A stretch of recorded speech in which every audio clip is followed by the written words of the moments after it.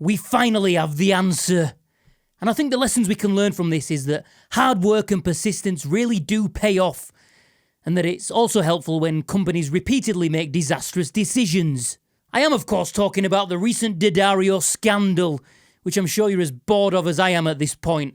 Well, don't worry, for a conclusion has been reached. If you have no idea what I'm talking about, I'm going to go over this very, very briefly.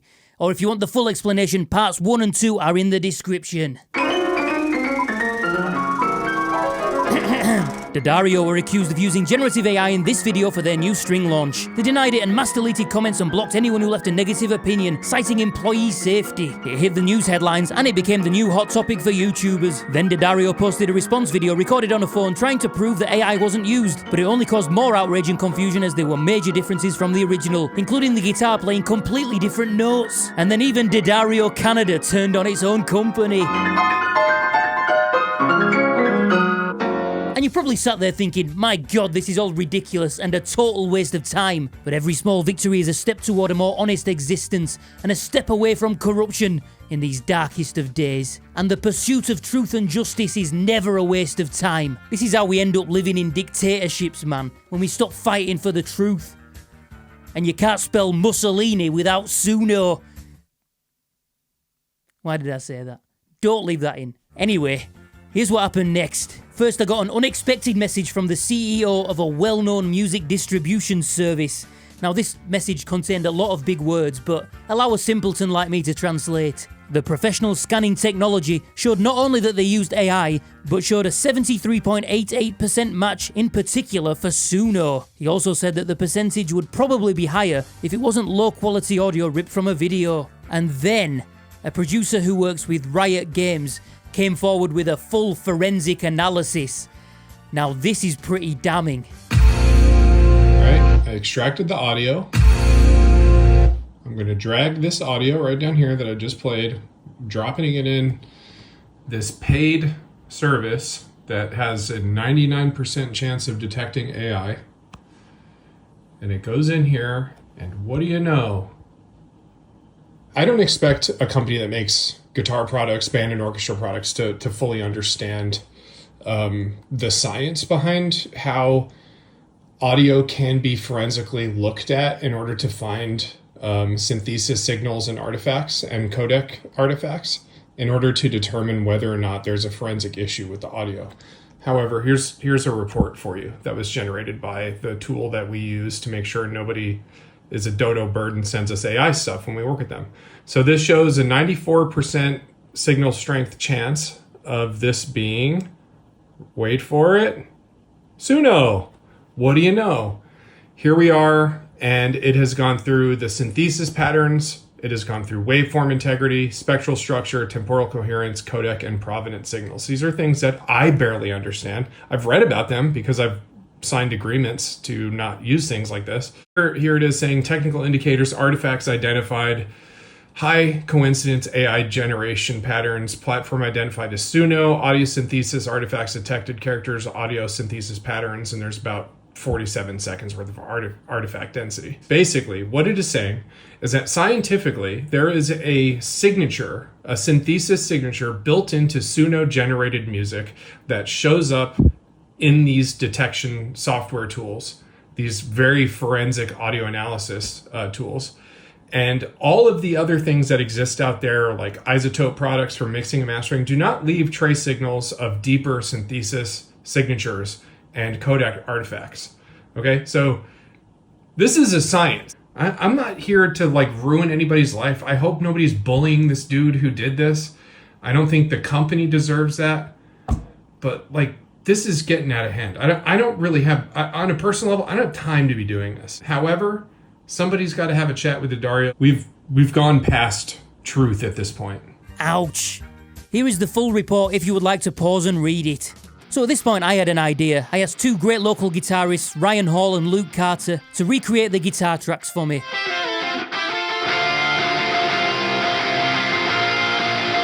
And then I visited the dreaded Suno website. Don't say a word. This is clearly for research purposes. Then again, that's what Pete Townsend said about his dodgy hard drive. I fed the guitar tracks into Suno to see if it sounded like the ad that they put out.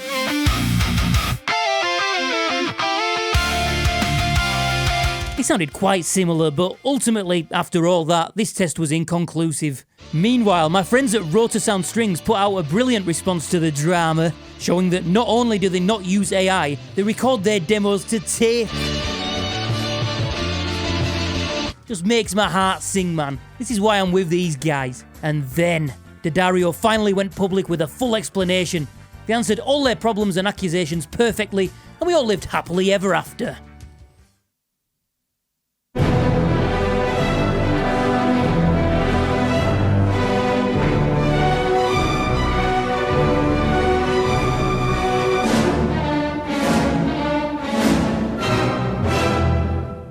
It went down mostly terribly with the world of audio production, and it's easy to see why. We used Easy Drummer with the MIDI velocity set to 127 and 4 compressors to get a big sound. I feel like I'm back in GCSE music. Now, they did finally admit to using AI in the mixing and mastering process, which is already contradicting a lot of what they said, but it still didn't make enough sense. I mean, which plonker would believe any of this? Oh, bloody hell. Steinberger! Of course, they were also the endorsees and creators who obviously haven't understood the bigger picture and wanted a free fucking clip-on tuner. You go eat your beans and we'll fetch you when grown-ups are finished. To give some credit to Daddario here, they have tried to communicate as much as possible since then and not go on a comment-deleting rampage. It's just unfortunate that their technical explanations are in fact a load of shite. They claimed that it was the AI mastering tools that altered the tempo and added new notes to the guitar. Well, I got a mastering engineer to show me all the controls on the Lander tool that they said they used, and it does nothing of the sort.